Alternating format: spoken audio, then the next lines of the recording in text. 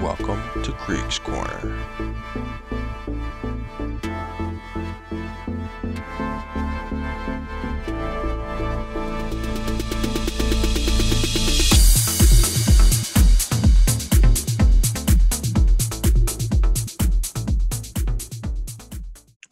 What's going on, everyone? Welcome to this session of Kriegs Korner.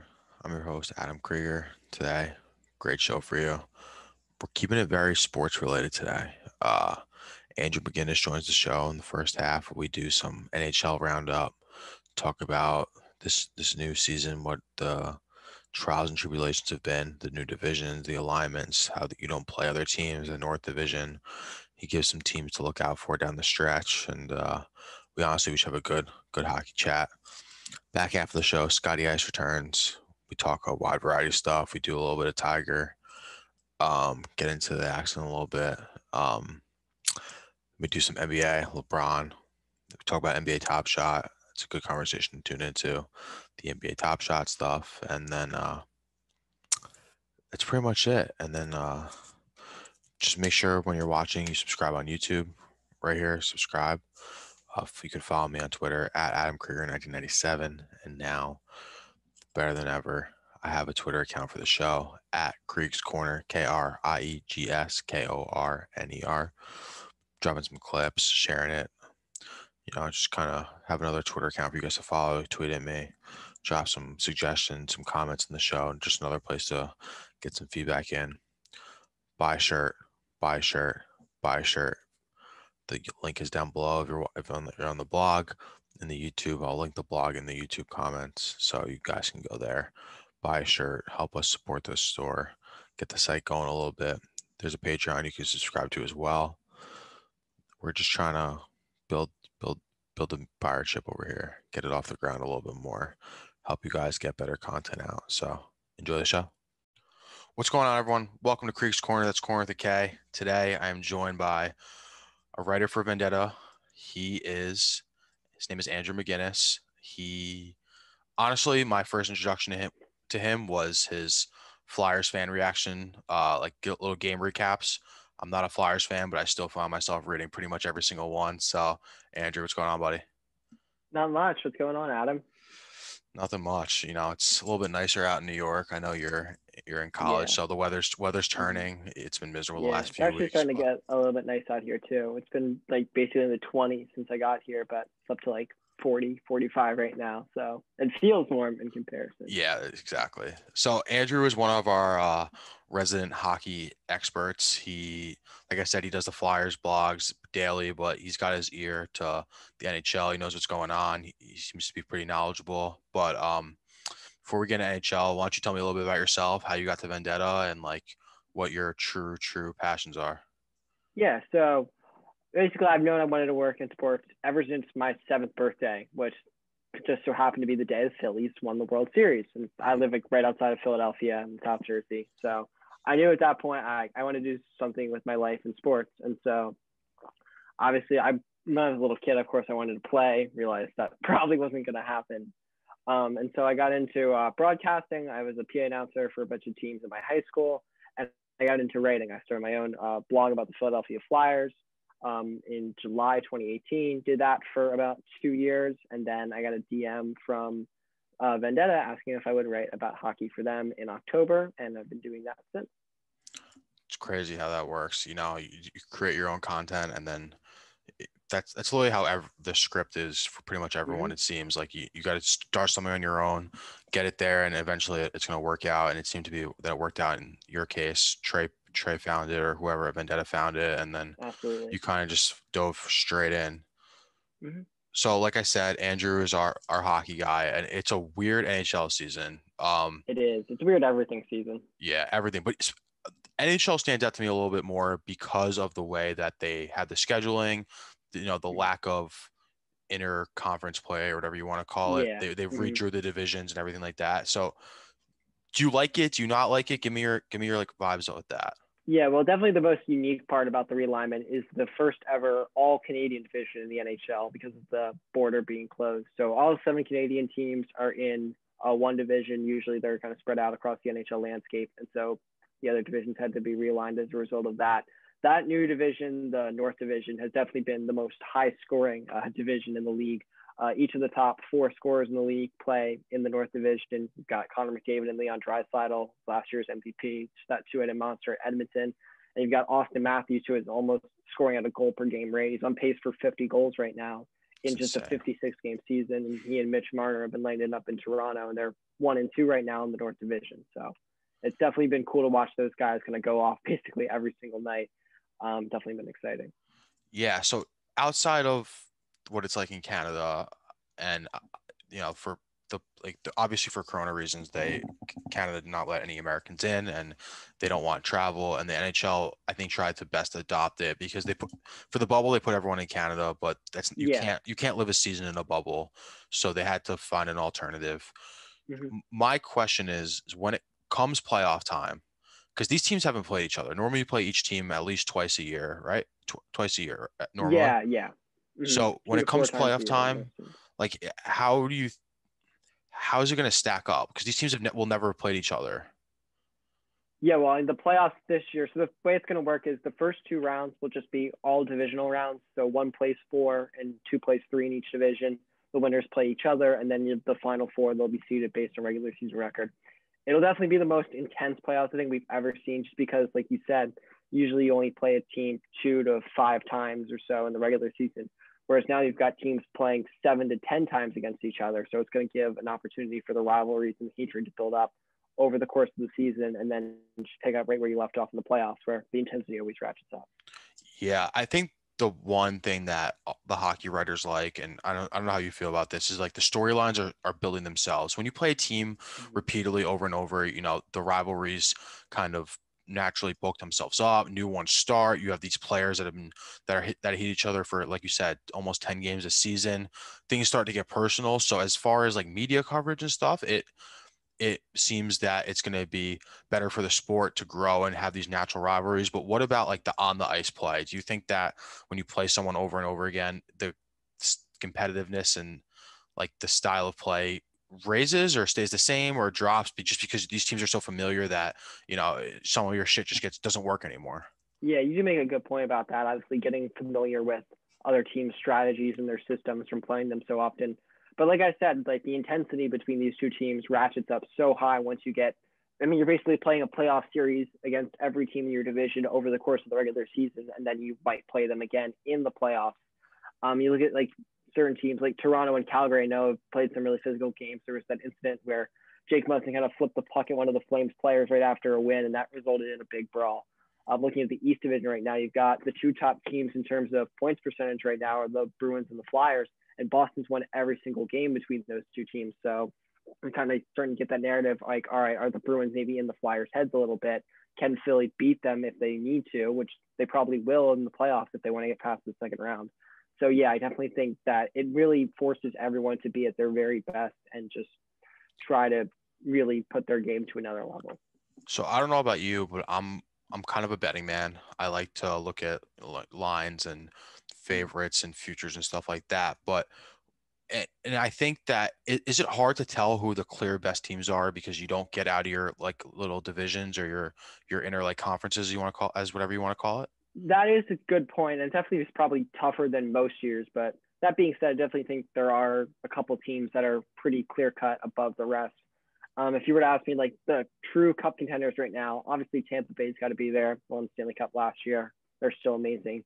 Carolina, who's tied with them in the standings right now, I think they're a Cup contender. They have some of the best underlying numbers in the league. They outshoot and outchance teams by an insane degree basically every single night. The Boston Bruins, like I mentioned, they have been one of the best teams in the league, and they did a lot of their early damage without David Pastrnak, one of the best scorers in the league. And now that he's been back, he's been absolutely unstoppable. 2 hat tricks already in only 9 or 10 games this season. So he's taking them to another level. The West Division is definitely the deepest. You have 3 teams I'd probably put in that Cup contender category. Vegas, who went to the Western Conference Final last year. Colorado, who probably would have got there if they hadn't dealt with just a ton of injuries in the bubble. and of course St. Louis, who won the Cup in 2019. And then as for the North Division, I'd say definitely Toronto is probably like the one legitimate contender. I honestly in Montreal kind of close to that category earlier in the season, but they've gone very cold right now, and they just fired their head coach actually the other day. The Maple Leafs right now are first in the entire league with 32 points. The next team is Edmonton in Florida, I believe, with 26. So they've definitely opened up a little bit of separation. And obviously the Leafs have their doubters when it comes to the playoffs. They haven't been past the first round in a long, long time. So, but I think if this is the year that Toronto's going to finally get out of the first round again, that they seem well positioned to do it. Yeah, I appreciate the Carolina Hurricane love. You know this, Absolutely, you know this a little bit team. about me, but I'm even though I'm from New York, I have one team, and they're not like my life team. They're not my Mets or my Jets, but the Hurricanes are my hockey team. Just for whatever like personal reasons. But it's true. You know that they have a young defense. It's Yeah, well, I mean, there's no they've, homers in that. Just for any of our viewers out there, Carolina is legit. I mean, they went to the Eastern Conference Finals 2 years ago. Some of the best advanced stats, like I said, they outshoot everybody. They outchance everybody. James Reimer and Peter Mrazek. It's probably their one question mark in goal, but they've actually played. They played really well last year, and they've been playing really well so far this season. I know Mrazek got hurt a little bit ago. I don't know if he's back yet or not, but I definitely think Carolina is a legit cup contender. So it's funny you bring this up, but so Mrazek is actually out. And so it's been Reimer, and they have this new guy, Ned. Yeah, what do you? Right? So I grew up watching the Rangers for the most part, and they never alternated goalies. It was Lundqvist, unless they had a back to back or like whatever your normal standard like resting situation is. How do you feel about the two goalie style? How much does it affect like on the ice, like playing and like how the defense works, or do you think it's just kind of like a moot point?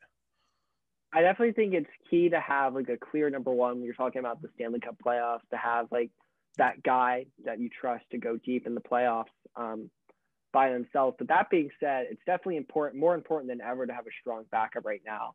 Over the last 2 years, you've seen a lot of teams giving their backups more starts and trying to make sure their starters get a lot of rest so that when the playoffs come around, they're not totally fatigued.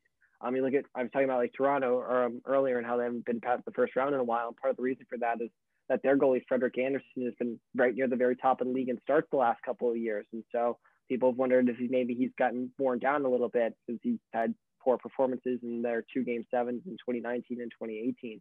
So it's definitely important to have a really good backup you can trust and give games to make sure your starter stays rested. But I also do think it's key to have that number one to go deep in the playoffs. Yeah, I tend to agree with you. Just because I think that the way that at least I've never played hockey. I've only watched a little bit, and I'm by no means an expert. But it seems to me, and this is like a sports thing in general, that momentum is key. And if you're having you have a hot goalie and someone who's been lights out, standing on their head in between the pipes, like I can't see like a good reasoning to take them out and to just let them get cold, let them be in their head on the bench. I think it works best when goalies are just in their thing. But I mean, like you said, it's working for the Canes. They're tied with the Lightning, and who are the clear favorites. So I had one other. Oh, so I was going a little bit about gambling earlier. Give me, who do you think are like the if you have to pick a team from I don't even know, I would say the East and the West. So give me a refresher on how the playoffs are working this year. So it's one team from each of those 4 divisions. Yeah, so there's an East and Western Conference, but that's kind of put on the back burner this year because of the All Canadian division. So the way it works is you got 4 divisions: the East, Central, West, and the North, which is the Canadian division. Top 4 teams in each division make the playoffs. 1 plays 4, 2 plays 3 in each division. Then the winners of those will play each other, and then the final 4 will be 1 team from each division, and they'll be reseeded based on regular season record. So no matter how no matter how you win your division, you won't play and then a team outside of your division until the 3rd round. I'm sorry? No, that answered my question. So no matter what, you win your division, and then those 4 teams get reseeded after that. Yeah. Mm-hmm. So if you had to place a bet right now, who do you think is going to win the whole thing without odds or anything like that? The whole thing. Who's going to hold the cup at the end of the year? I got to stick with the team I picked to win it all coming into the season. Actually, looking at it, they're a little bit lower in the standings than I realized right now. They're only third in the Central in points percentage, or third in the West in points percentage, and fourth overall in points, tied with LA. But the Colorado Avalanche are just such a deep team. I mean, you look at their roster, and when they're healthy, there's literally not a single hole in that team. Every single player is a good player that can drive play. They have a lot of guys, obviously, that put up points. Nathan McKinnon, always an MVP candidate. Nico Rantanen, Gabriel Landeskog. On the back end, they've got the reigning Rookie of the Year, Cale Makar. I really like what they did in the offseason, adding Brandon Saad in Chicago, another guy who can really contribute to their top six up front, and Devin Hayes is a really underrated defenseman they got from the Islanders. He can really move the puck well. I just think Colorado, they have the high-end talent. They're incredibly deep. I like Philip Grubauer more than most. That's probably their one minor concern is in goal, but I don't think it's that big of one. And I just think they're the best team. And it'll be interesting to see how Tampa Bay fares once they get Kucherov back, assuming that he is back for the playoffs like he's supposed to be. That's definitely the big X factor. But right now, I'd have to say the Avs. Dude, the thing with the hockey injuries is that I love how they just go upper body, lower body. It's very it's very vague, very, very general. Why do you think they do that? Why is there not I think it's more just transparency? say a guy breaks his hand or whatever. I think the rationale behind it is they're afraid that, all right, if you say so-and-so has a broken right hand, when they come back, the opposition's just going to keep start slashing them on the hands, trying to re-aggravate that injury. So I think that's kind of the rationale behind it. And obviously I don't think teams in general, in any sport, want to really disclose as much medical stuff as they want to disclose the least amount of medical stuff possible in the NHL. It's just does the best job of limiting that, I guess. Yeah, and NHL definitely does the best job with that because the NFL and everything like that, everything's so public, and especially now with with the legalization of gambling in so many places, people need to know. So the injury reports are becoming more and more strict, and if you're violating those, it's a mess. Yeah, hockey seems to stayed out of the mix. Yeah, I think that might start to happen soon with hockey because the NHL is starting to up its gambling presence. The one thing with that really is announcing starting goalies. A lot of coaches will refuse to tell the media who's starting a goal before a game. And so I think if the NHL really wants to get serious into gambling, that they're going to have to make some sort of rule. In baseball, you obviously know who's going to start every game a day or two before. But in hockey, coaches are really secretive about their goalies. Most coaches, anyway. It's weird that I feel like it's weird because I feel like it's pretty obvious to most people. Obviously, some people switch back and forth, like we were talking about with the Hurricanes earlier, and there are obviously other teams that do that as well. But I feel like as a gambler, you have to kind of just bank on the number one guy or bank on whatever trend is going on, but it might not be the case. Yeah.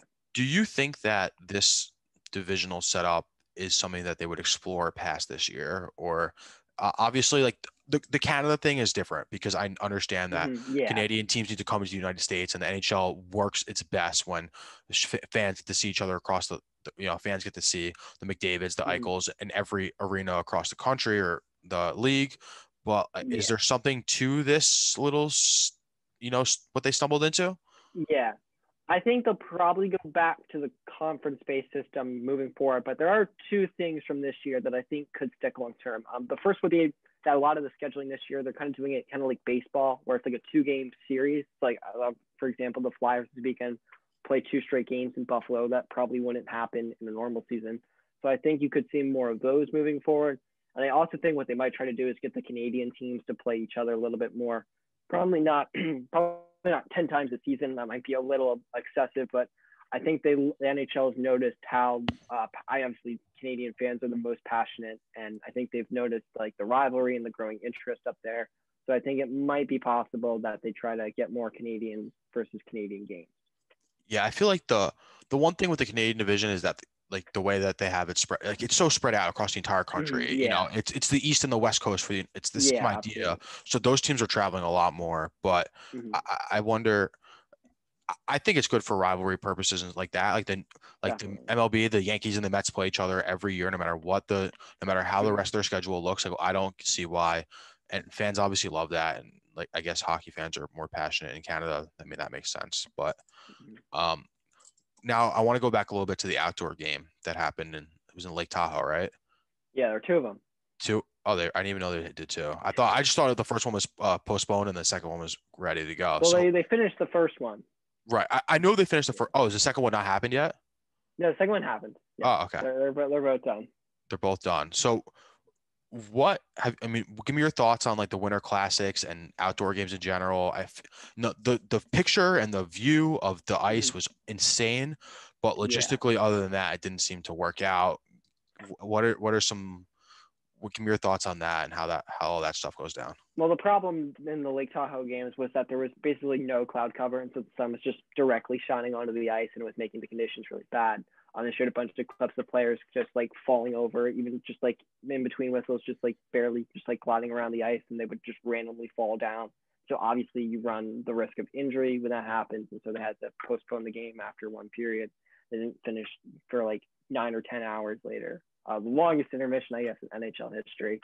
But overall, I mean, the outdoor concept is definitely cool. I was lucky enough to go to one a couple of years ago at the Link, which where the Eagles play, in case you don't know.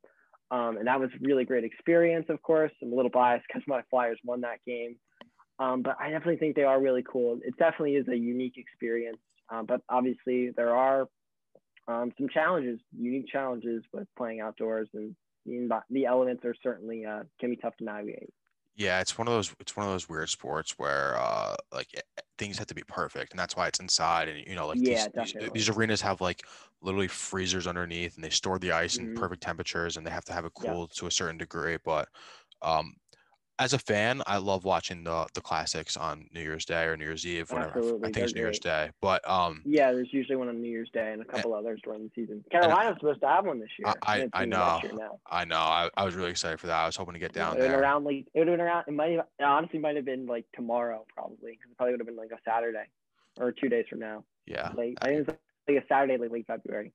Yeah, it would have been perfect. And they're actually everyone's starting to allow fans back in the arenas shortly. The Rangers, I know that, yeah. The Rangers are having like 15% capacity, is like roughly around 2,000 fans. So hopefully the energy in these stadiums are cool. Close to. I know the Wells Fargo Center's got like some big like approval thing. So I think they might be kind of close too. So I want to I don't know how many stadiums have you been to, but I wanted to just kind of, have you been to playoff hockey games before? And try and put that into words. My first ever hockey game was a playoff game. I was only 9 years old, and I sadly have not been to one since. I almost certainly would have gone to one in 2020 if, season that ended like normal, and I actually would have been allowed to go to playoff games. But I mean, yeah, just watching it on TV, the intensity is second to none. Hockey is definitely the sport where there's the biggest amount of change between the regular season and the playoffs. Everybody hits in the playoffs, even like superstars like Crosby, McDavid. Those guys are throwing the body around like it's nobody's business out there. And the intensity is, like I said, second to none. It is must-watch TV, even if you're not that big of a hockey fan. Yeah, it's funny you say that. Even the stars throw their body around, because I was at whatever year, I think it was 2018 or 2019 when the Hurricanes played the Capitals in the first round. Ovi was throwing the body around, and I got to witness that firsthand. But dude, hockey fans are fucking. He literally knocked out poor Andrei Svechnikov. I know, poor kid. Listen, now Andrei's becoming one of the young faces of the league. That lacrosse goal is, it's in the entrance of every. He might have absorbed some of Ovi's talent when he got knocked out. If he gets a little bit of it, the Hurricanes will be set. But yeah, it's crazy. Hockey fans are nuts. They're really passionate, and I respect the hell out of it. I would say I've been in a few experiences where they go a little bit over the line, but that's like all fans, and that might not just be like Long Island trash people. Yeah. All right. So I think that's gonna be it. Andrew, thanks for coming on the show. Make sure you guys check out his Flyer fan recaps. I will link a few of them down below. How the Flyers look. I want to give me like 30 seconds or to a minute of just like your Flyers. So the Flyers have a pretty good record right now. They're 9-4-3, which is solid. The problem is they've played like absolute crap in most of their games. They're getting outshot and outchanced to hell and back almost every single night, and it's been kind of frustrating to watch that. That being said, I do think they're close to turning things around. They just got Sean Couturier back a couple games ago. It's been like 3 weeks, but they only even play a couple games because they had a COVID outbreak. But he's one of their best players. He won the Selke Trophy last year for best defensive forward in the league. And so, like, if they can just get healthy again, which they should be able to, they got some guys coming off the COVID list probably in the next couple of days. once they get healthy, I think they're going to be fine. And last night they played one of their better games of the season, 39 shots, easily their highest total of the year, put up 4 goals and won a game against the New York Rangers, even though they still have a couple minor league caliber players in the lineup with everyone on the COVID list. So it hasn't been an ideal start to the season, but they've been able to bank some points in games that they haven't been playing their best. And they're definitely showing some signs that they've got better days coming up. I do have one more thing, and you brought it up with the COVID, and it was these teams are going on ridiculously long breaks. Like the Flyers didn't play in like what was it, almost like yeah, 11 they took days almost 2 weeks off. I think it was yeah. 10 or 11 days. So how is that going to affect teams down the stretch? Because the NHL has their dates and I don't know how flexible they seem to be. Yeah, they've rescheduled a bunch of games already, and I'm assuming obviously more are probably going to have to be rescheduled. But they haven't pushed back the playoffs, right? So the playoffs still have that debt. Yeah, and I don't think they really want to, because obviously right now you have the Olympics that are supposed to start in late July, and they also want to get back on like a normal league schedule with the regular season usually starting in first week of October. So for next season, especially because you have a new team coming in next year in Seattle. So yeah, I mean, they've definitely been a little bit flexible. I think it's possible the playoffs could get pushed back like a couple of days, a week max, maybe, if the regular season rescheduling gets out of hand. But yeah. Yeah. So, I mean, and this is kind of going off that, but they're going to play so many games in a short amount of time. Like hockey, you normally never play more than a back-to-back, right? Or like, well, yeah, and there won't be any like triple, like back-to-back-to-backs. Like they're literally not allowed to schedule those because of something in the CBA. But yeah, I know the Flyers are going to have like 17 games in the next 31 days or so after having like almost 2 weeks off because of a COVID outbreak. So it's definitely going to be intense. And for some teams, it's going to go to their benefit because they'll get hot and they'll be able to just keep the momentum going. And for other teams, it could really be disastrous, especially if you have someone get hurt from like a non-COVID thing. Then you're playing a bunch more games than you usually would without them, and it can come back to bite you. Yeah. All right. That's going to do it for today's little segment on hockey. I hope to do a little bit more hockey talk down the road. I know Definitely. Andrew will definitely be back on the show, and especially coming baseball season. Andrew did help me out writing my NL East preview with the Phillies. He's a Philly guy, so I'm a Mets guy. So there's gonna be a lot of head-to-head, especially this year. Absolutely. And but so right now you're in full blown hockey. I mean, right? I'm looking forward to seeing baseball. Not looking necessarily forward to probably how the Philly season is going to turn out. I think they'll be decent, but I'm a little skeptical of our postseason chances, to say the least. But yeah, so I'm locking in on hockey right now while I can. All right, that's gonna do it, everyone. Thanks for the show, Andrew. Thanks for coming on, buddy. Thanks for having me. Hey, you. Yeah, you. In case you hadn't heard, your favorite Renegade Sports Media Group has its own Patreon. Go to patreon.com/Vendetta Sports Media to support our efforts to continuously bring you sports, gaming, and other media coverage as only we can. We've got 4 different membership tiers. For $3 a month, we'll give you a simple thank you on our Patreon site. For $6 a month, you get a thank you and you get to become a recruit in Jackson Law's Vendetta University Gaming Series. For $10 a month, you get everything from the previous tiers, a special thank you at the end of our videos, free access to our upcoming Discord chat, and a free koozie after 4 months. And then the big dog, $50 a month, gets you everything from the previous tiers, as well as opportunities for Fantasy League invites, stream gaming, possible invites to mock NFL and NBA draft sessions, a once-a-month Google Hangout, and after 4 months, a free t-shirt. Yeah! Go to patreon.com/Vendetta Sports Media and help us to improve our pledge to bring you the best sports, gaming, and other media coverage. What's going on, everyone? Welcome back to this edition of Kriegs Korner. That's Corner with the K. Today, I am joined by S Money, Scotty Ice. He's back. Just kind of, we have a lot to get through today, Scott and I, and I think the first thing we both want to talk about off the bat is Tiger Woods. He just got in a single car accident. They needed jaws of life to get him out. Broke both his legs. There's not really much to talk about it, but I just he is the face of golf, at least for our generation. Even though he hasn't really been, he won one tournament recently, but he's just like GOAT and Tiger. So it's just one of those like weird things. We don't know how to react, especially because he's got so much shit going on in his own life before this. Yeah, man. First of all, hi. You didn't say what's up, Scott. You always say what's up, Scott. So that was kind of rude. Oh, I'm sorry. What's Um, up, Scott? it's all good. Tiger, he's the face of golf. I feel like he's also one of like the faces of black athletes. Um, and I mean, you know, even after all the shit he's done that that he's been accused of, that like we know he's done, like the fucked up shit he's done, like he's still one of the most beloved athletes in the world. So like when that happened, like I don't know about you, but like my the first place my head went to was Kobe. I thought it was going to be just a similar situation where like just a heartbreaking, like gone too soon. But like that's someone special when you get athletes from every single sport are tweeting and being interviewed and just like sending thoughts and prayers. I feel like that's what separates like the legends from just really good athletes.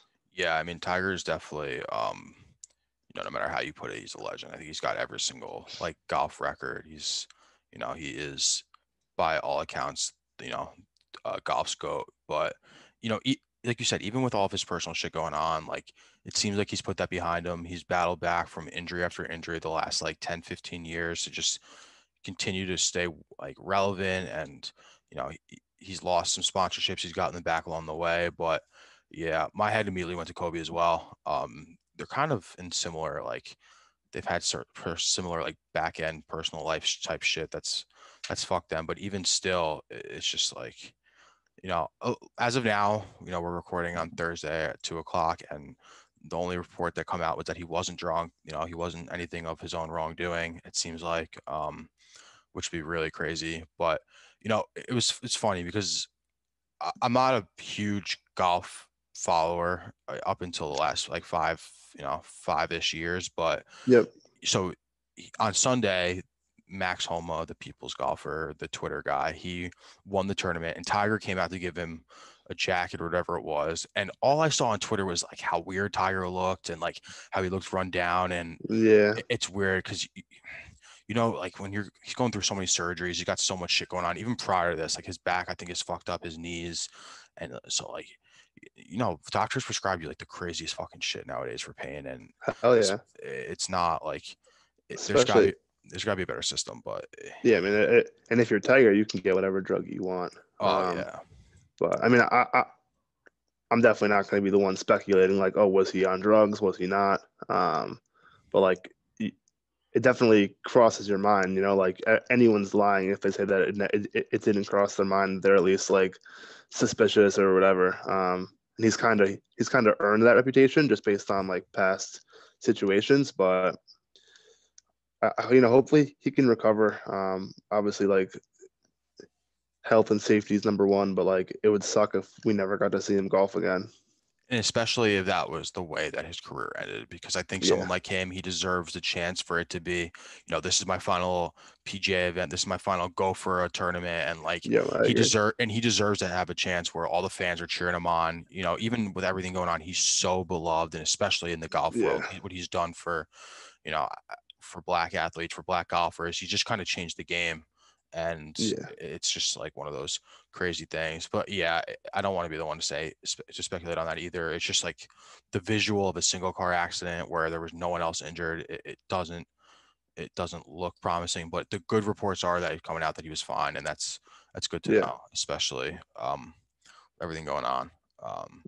Hopefully he can get his going away tour. I feel like that would just be like can't miss TV. Oh, that would be incredible. I know that people that don't normally watch golf, everyone would be locked in for that, whatever this Masters Sunday or whatever it is. Like everyone wants Tiger to get that final green jacket. Even if he's like not in contention, just like him walking on the course, everyone cheering, go Tiger. Like that shit is electric. Just making it to Sunday, making his final putt, the crowd erupting, like he earns that, especially because he's battled through so much up until this point, dealing with his own shit and his whole life coming to him. But yeah, that's the Tiger talk.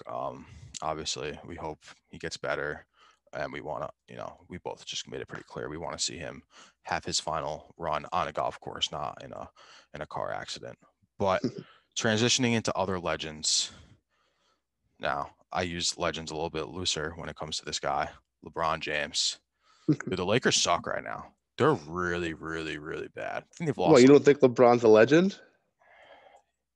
No, he's a legend, but he's not a Tiger Woods legend. He didn't dominate it like that. I don't. That's funny. I was ready to hate on LeBron, but if you're gonna go like real LeBron hate, I'm gonna have to defend him. Okay, so my thing with LeBron is that, and it's similar to my take on like Tom Brady, is that it's hard to truly hate people that consistently win or are in contention to win. He's been on 3 different teams now. Every single time he elevates his team, he makes him so much better. However, I don't think you can. What is he, 4-6 in the NBA Finals? Like, if you're gonna be the winner, like, you need to be at least over 500 in the finals. I think that's pretty fair. So I never loved that. I hate like the Jordan 6-0 and LeBron's 4-6 just because it just points to like, I mean, we know that Jordan didn't win a title every year. Like, he played how many years in the league? 16, 17. So like, he was losing in other rounds of the playoffs. So like, I hate like the 6-0 finals versus 4-6 just because, like, let's talk about their conference finals record. It's a lazy argument. I'll lay on that. But no, I'm not here to say that LeBron's the GOAT. Like, you can't ignore the fact that like he needs, all of his titles he's had, like, besides the one in Cleveland, that one was fucking awesome. But, he went to Miami. He paired up with Wade and Bosh. Now he's in the Lakers, where you got AD, who's a surefire top 5 player in the league. So, like, it's not a great look when you have to pair with literal, like top notch players to win.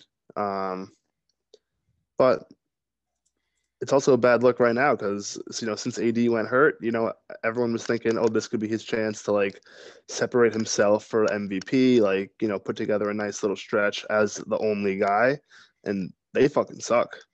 They're atrocious. I thought that this was going to be a walk in the park for them, the Western Conference this year. I know the Clippers are kind of just like a lazy argument to me. We saw the Clippers' true colors last year. I don't think that Doc Rivers was the issue. They got rid of him. I think that, Paul George is he's just not a winner, and it's shown year after year. So, Kawhi can only do so much. And it's kind of the way that the NBA in the last like 10 years has been, is that no single guy can do it anymore. You need another top 5 or 10 another top 5 or top 10 guy there. But I mean, LeBron and AD, they're probably both top 5, definitely. Probably both top 3, definitely both top 5. And LeBron's supposed to be the king. Why can't he win in the regular season? I think they'll be fine. I mean, like, Davis will come back and they'll win the West. But still, it's always funny, like, to go on Twitter when LeBron's losing. Like, he's really not playing too well. I think he's like in the low 20% from 3-point, like the past like 6 games, and they're like 1-4, 1-5. So yeah, it's always fun to see like the LeBron, what do they call them, like Bron sexuals? Like the people who just defend LeBron no matter what at all costs. Like, it's crazy to see like how they come up with new arguments to defend like what he's doing. Like, they bring down his teammates. Like, they're like, oh, how did Marc Gasol ever win Defensive Player of the Year? I'm like, dude, just like stop that. LeBron is just, maybe he's not all that you think he is. No, they lost to the Jazz last night, or maybe it was 2 nights ago at this point, but the Jazz are on fire. Do you think this is just kind of like one of those things where they're just hitting their regular season stride against teams that maybe aren't putting their 100%, putting 100% effort out, or you think they're a legit title contender? So I've watched like probably 2 or 3 of their games in the past couple of weeks, and they seem to just play really hard. Like, it's unlike NBA teams, I feel like, to put in like this much like demonstrative effort where you can see it on the defensive side, and like they seem to like playing with each other. I remember last year, like, there was the Mitchell and Gobert beef. It seems like they've kind of gotten past it, and they're playing really hard, and they're playing well on both sides of the floor. And they're not only winning, like, they're blowing teams out. Like, they were 8.5-point favorites versus LeBron last night. I took it. Like, that shit was an easy dub. Yeah, I mean, eight They're and a half killing point teams. dogs plus a nice little money line. It's a nice win. But I don't know. The NBA is so weird, and even like these long stretches where people kind of just like tune it out. Like, I'm not an NBA fan. I will never claim to be an NBA fan. However, I do watch every single playoff series. I know what's going on, but it's gonna all like come down to if LeBron and the Lakers, if they decide to turn up and figure out what they got going on. I mean, I don't think the Jazz are a top three team in the West. I have to like really like look at it and crunch some numbers, but to me, it's still LeBron's division to lose. But at this rate, it's like I don't know. I don't know anymore. Yeah. How about my Nets though? Dude, that was so now we're getting to the Eastern Conference, and the Nets are just literally on fire. They've won 7 in a row. They went 5-0 on their West Coast road trip. Beating the Lakers, the Clippers, all in that little path. And half those games were without Durant. I mean, Yeah. are they just gonna not stop? Like, dude, your boy Harden is now he went from being like the portrayed as the most selfish guy in the NBA to now he's just averaging almost 11 assists a game. Like, what has changed? I mean, it's fucked up because he's always like he's led the league in assists before. Like, I mean, the guy is an absolutely amazing passer. Like, people just love to hate.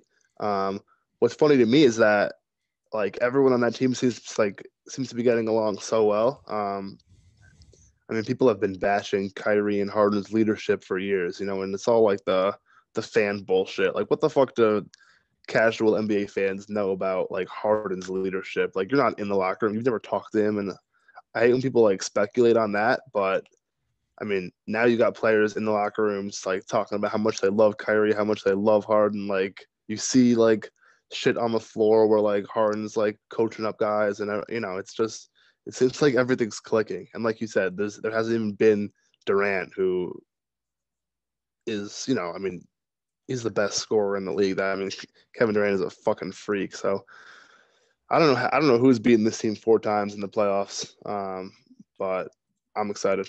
The only way that I see them losing 4 games in a playoff series is if they like continuously beat themselves. And it the only Harden like thing that I think that has some validity is that his inability to perform in the playoffs down the last few years, and his inability to lead a team. And part of it's because he was on a team by himself, and we just talked Yeah, about exactly. how like you need another top 10 guy to compete in the NBA, and now the Nets have 3 of the top 10 guys, and it's just I do think that a little bit of like the familiarity between Harden and Durant they obviously were together in OKC, and where Harden was a 6 man, he was not a star on that team, and he's grown up, and I think he's learned how to work with guys that are so star-studded above him. That team was that looking back at that team is incredible that they never won anything. Yep. Yeah, Um, it is. I mean, they got to the finals once, but um, I mean, that thing for Harden is like, I mean, like you said, he's struggled at like in crunch time of big playoff games where I think he has so much attention on him. He's getting double teamed, and like he's it's just a lot of pressure to make the right decision. But he's not really going to have to do that. Like, you can't double team Harden when you've got Durant and Kyrie standing 10 feet from him. You got Joe Harris, who's like one of the best 3 pure shooters in the league right now. So I'm not too worried about him like facing that pressure, just because I think he's embraced like being a distributor over being a 40-point game kind of guy. So against the Clippers, he dropped 37 and 11 assists. Like, he can do both, and yeah, he can do whatever. I mean, he's it's unbelievable. incredible. Do you think Steve Nash gets enough credit, or do you think that he's no matter what this team with the moves that they made and the roster on paper that they don't even really need a coach? Yeah, I don't think Nash will ever get too much credit. I mean, his only chance of getting credit is if like the players come out and say how instrumental he's been, because otherwise, it's. I mean, I guess like Steve Kerr was getting credit when it was like just Curry, Clay, Draymond, but like who was praising Steve Kerr when they added Durant and they were winning titles? Like, oh, Kerr is a great coach. I mean, at some point, the machine's got to kind of run itself, right? Yeah, I think that's kind of the way this is. Nash, the first time head coach, first time, being the face of a coaching staff. And, he's obviously a great point guard, a great facilitator, and he knows how to play NBA and work in the NBA. But when you have guys like, Durant knows basketball, whether he's playing or not, he's there. Kyrie, they're some of the best minds in the NBA. They've all been around winning franchises. They've been around losing franchises. They know what works and what doesn't. I think Nash's best chance to get some credit would be, if there comes a situation where two of the stars are out and he's just got one of them and he's actually game planning and stuff. But I think it's hard. Yeah, exactly. I think it's hard to tell right now. But or like they'd have to be like down 2-1 in a series and like roar back, and like there'd have to be like an obvious adjustment that was made. But I don't even see that happening, honestly. Unless we get some like crazy viral video that comes out of like the locker room or a Nets practice where he's just shitting on one of the stars and using his motivation, like doing something like that to just like prove he's still the alpha, because there's no way he's the alpha in that team, that locker room, anything like that. But it is one of those like weird things where we give coaches so much blame when things go poorly, but he's got the best team in the NBA right now, arguably, and he's just like, people forget he's the coach. Yeah. All right. So now we're going into a little bit more of like what I would call the gambling world, even though this is not so much a gamble. NBA Top Shot. Give me, I guess before I even ask you for your take on it, what it is or what it seems to be, because I'm an idiot too, is that the NBA and some blockchain company have decided to come together and sell GIFs, highlights of NBA games, and sell them as like almost like a trading card. And the market in the last, I don't know, I honestly, I first heard about this 2 months ago, and I kind of just played it off because I didn't know what was going on. I didn't know how legitimate it was. And the last like week or so, it really, really popped off. What do you think about it? I don't even know. I don't even know what more to say.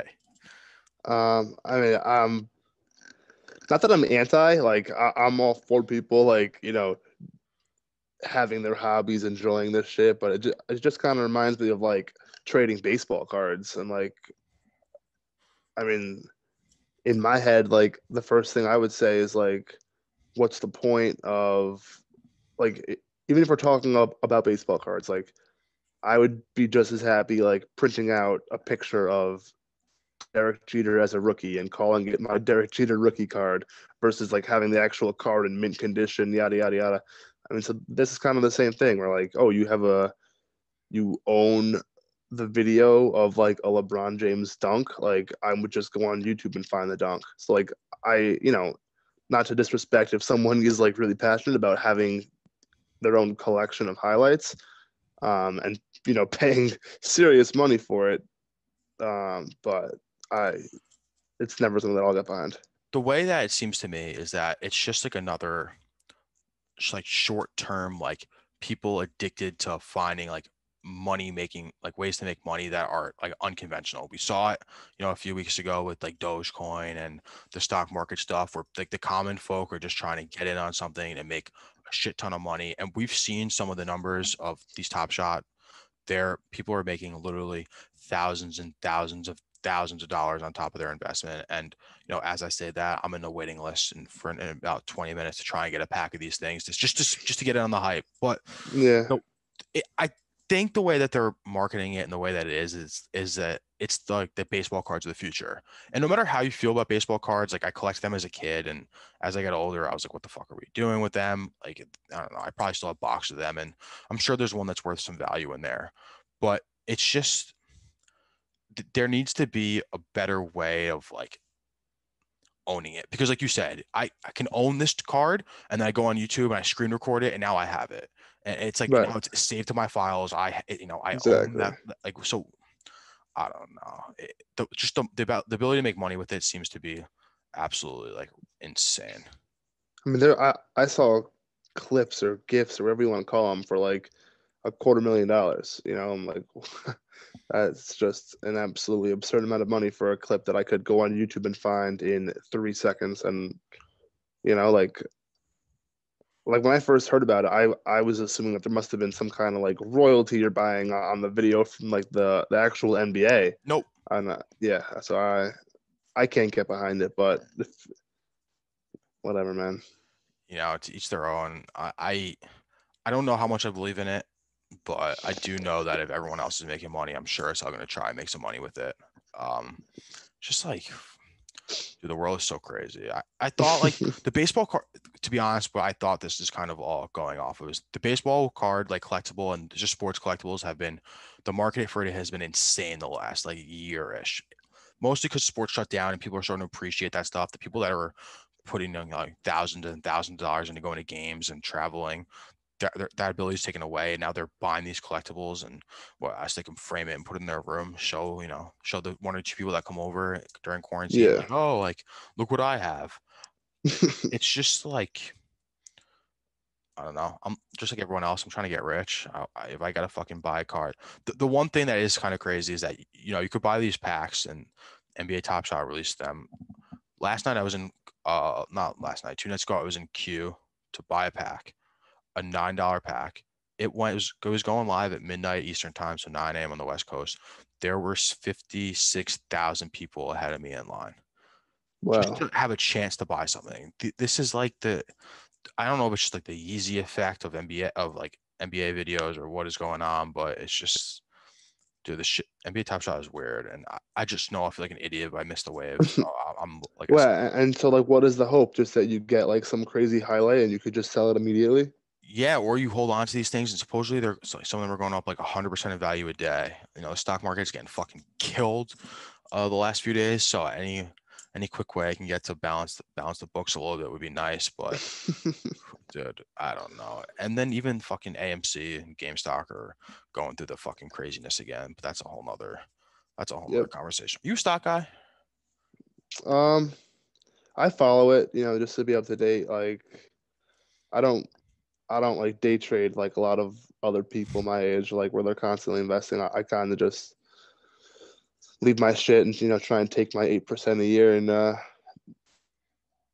That's the way go we should be along with doing it. it. That's the way I should be doing it. Me and mom fucking grilled to my phone all day, checking on it. It's gross. All right. So now into the gambling stuff. And, I actually meant to ask you this earlier in the show when we first started doing our six packs and our picks and stuff. But the way that the gambling market and the world has boomed in the last, I don't know, year plus, where it's becoming legalized and it's not so much like a hush hush thing. More and more people are doing it. I know parents that are now telling me they're in it, people asking to place bets and stuff. But do you follow other gamblers? And when I say gamblers, I mean people that we go by touts that's try and sell their picks or give their picks out for free and like track their records, or are you just like a Scott's brain and that's it? Um,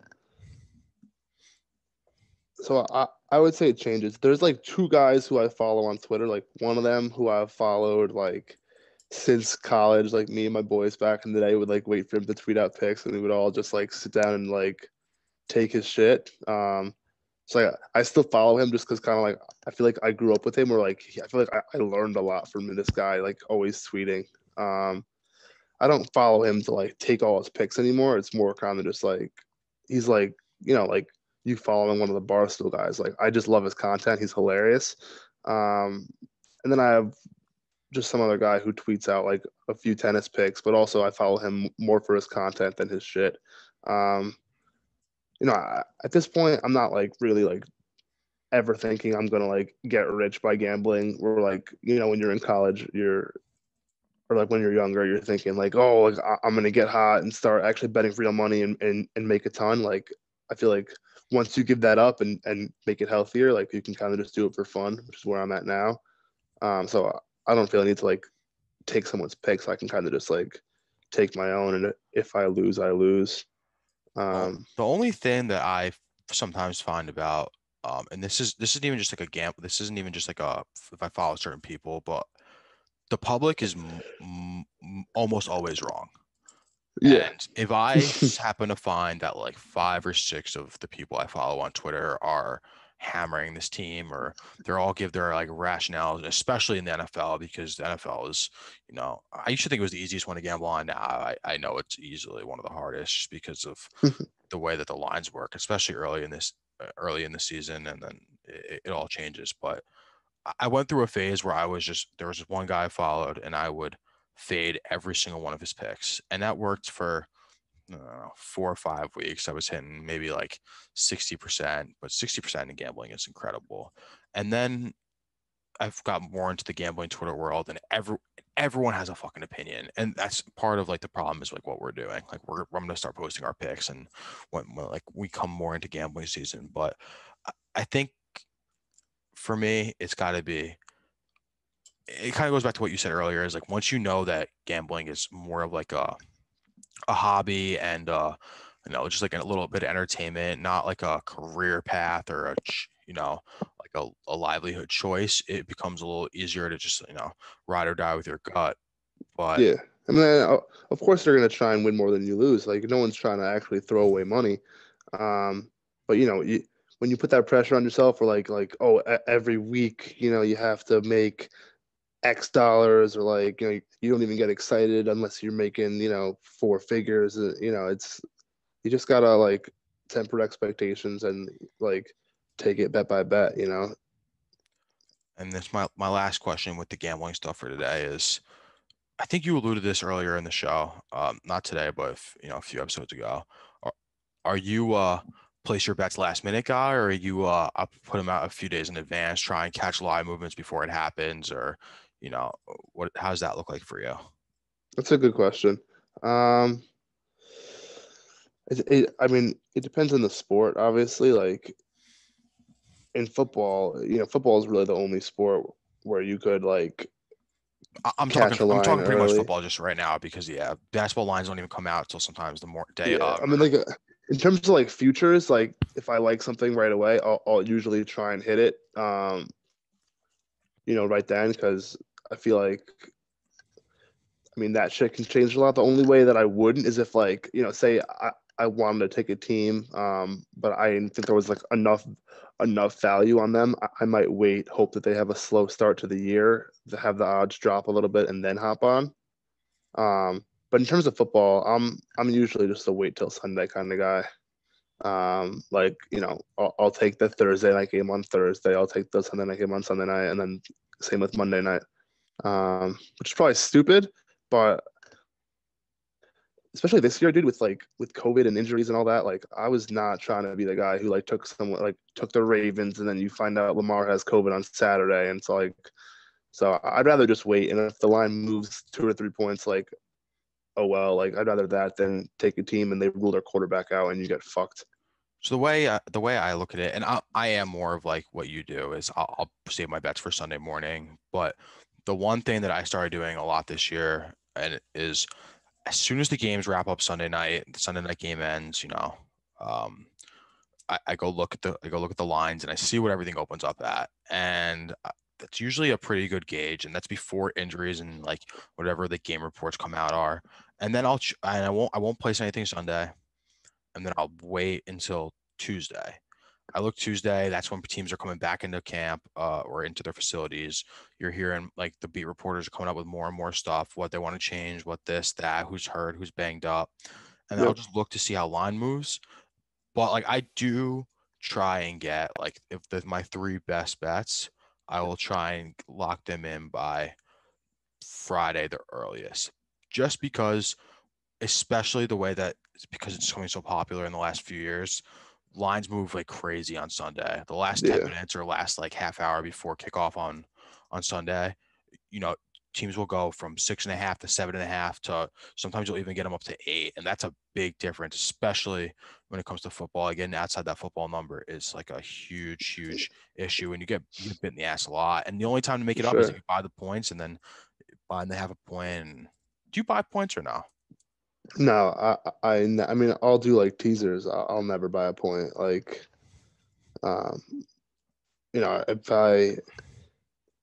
if I see like a line's at 2.5, like I'll either just take a money line or not even take the bet. Like, but That's how I am too. Anything under 3, just give me the underdog straight up. Not worth my time. Um, yeah, 'Cause even though I'm sure I've gotten screwed on that more than yeah. I I can mean, like, because you imagine. do But have those games where like you get like the last second field goal to win by 2 or win by 1, but um, when you're taking the team plus 2.5, that's like usually when you miss the line when it was at 3 or 3.5, and so I won't let myself get fucked like that. The one thing I will do, and you kind of jogged my memory again when you said teaser, is I will try and get a teaser in Monday morning because you get the 7.5 or the 7, however you want to put it. I find my Yeah, spots where I go, and I just try and get the big favorites down to a money line, and then you're just getting like a minus 122 team parlay of often like times two big favorites, and yeah. that's how the Chiefs kind of almost stayed alive for me in my brain because they weren't covering for shit, but teased their numbers down to whatever inside a field goal or even sometimes Yeah. pick them. It was crazy. And a lot of times those 7.5s will get up to like 9.5 by like Sunday morning. Yeah. So yeah, no, it definitely probably pays to take these games early, but I can't think ahead like that, man. I'm too simple-minded. I don't know if it's simple-minded or just like you're just like an instinct guy.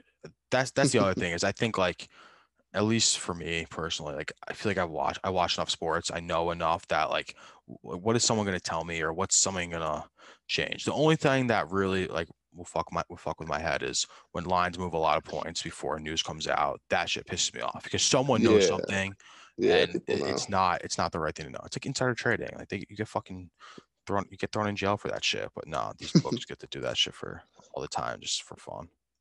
Yeah, it's always unfortunate. But sometimes they'll get like fake line movement where like, like someone's like doubtful to play, and then like the line will steam, and you'll assume that people know that he's out, but then it was wrong. Like I've been on both sides of that. Question for you. If you were to Yep. bet baseball, how would you do it? Because baseball is like one of those, it's like hockey where the run lines or the puck lines are they're usually 1.5. They're gigantic favorites. But even the money lines are just like, the favorites are minus 250 every time. Like do you bet baseball or are you try and stay away from it? You bet series? Like how do you do that? I just don't really know enough. I know like when I was younger, I used to do a lot of like first 5 innings, like where you could do like just a -0.5 or +0.5. Or like, my buddies and I back in the day, we used to do yes or no runs scored in the first inning. Dude, that fucking bet is literally electric. I No think matter that's how, the best bet in all of sports. We should actually do that next show. Just talk about like the single best bets, like that get the blood flowing. Um, it's a great top but that five. one's, Write that down. I mean, that one's got to be close to number one for me, if not number one, because that shit like I've had wins from when you're like bottom of the first, like 2 outs, no one on, you get a home run when you have yes run, and I've had losses where like just the same thing, or like wins or losses from bases loaded, no outs, and you get out of the inning, and that shit is electric. So when I do those bets, and this is kind of this, I don't know how your take's gonna be on it, but if I do one of those, I will just no matter what it'll be, I'll stick with yes, and I'll do it for a month, and then I feel like if you go back and forth, you try and pick and choose, you're just gonna get screwed. You'll get screwed on both ends. So if you just pick them all one way, like you're gonna have a that's the way I feel. Because if I start going back and forth, I'm like, ooh, DeGrom, first time rotation versus like Bauer, like I don't think any of these guys are getting on. But the fucking Orioles guy doesn't know how to throw. Like, Yeah, take that. Yes, I feel like you're always getting it wrong. So do you do like you blanket it one way or you pick and choose? I definitely prefer to lean no run just because, and this is probably a dumb mindset, but like you start out winning. That's why like I prefer unders versus overs, just because like when the game starts, like you are in the green. Um, but Never I really mean, thought about that. just in terms of like that shit in general, like I feel like it's tough to really like win more than you lose, or like not that, but like to make money just because there's usually like -120 vig on those like fun bets. But if you're just taking like one or two a week, that shit is electric, like you said. All right, I think that's pretty much it. Anything else you want to talk about? Anything else going on in your world? Nah, man, kind of rocking. Playing a What lot of about? golf. Yeah, playing a lot of golf. I Uh, bet this week I got Xander Schauffele to finish top 20. It's my favorite golfer. Love the guy. But yeah, pretty big golf tourney going on this weekend down in what is it, Bradenton, Florida, Bradenton. I don't A lot of fucking the know. big, a I lot don't of know. the big names are Tiger's there. not there, so I'm pretty much not. I won't. Tiger's not I won't be there, but a lot of the other big watching names too are there. much. Yeah, Um, Dustin Johnson bought me Chipotle at one time. Fun fact. really? Yeah, he went down. He was at Coastal, so he went to Coastal Carolina, and I was there for a year. And Okay. this was before this was in 2015. I didn't know shit about golf, but Coastal is a huge fucking golf school. Like they have a PGA management program, and like you need to get like tour pros to sign off to get you into those spots sometimes. So I'm at Chipotle in Myrtle Beach, and just like this dude, the kid I was with, is like, holy shit, that's Dustin Johnson. I go, who? He's like the #1 golfer in the world. Then like buddy started chatting him up with him, and he was spotting me for Chipotle. 'Cause you know how college works. Sometimes you need a Yeah, little spotter. And he's like, oh, I'll buy you guys Chipotle. Fun fact. that's fucking awesome. Pretty much it for DJ today. DJ's the man. So Yeah, that's awesome. and he's got Paulina, so that's it's a power couple if I've ever heard one. Is he still For the best sure. golfer in the world, or no? Yeah. Yeah. He won the Masters last year, and yeah, he had a fucking insane end of the year. Like he was winning everything. He's awesome. Golf is fun to He's- watch on Sundays, but it's too Yeah. much going on up until then. Yeah, it's tough to really follow the whole weekend just because so much shit can change. All right, But that's gonna do it for this edition of Kriegs Corner. Corner to K. Thank you, S Money, Scotty Ice, for joining me. I appreciate you coming on again. course, That'll do man. it, folks.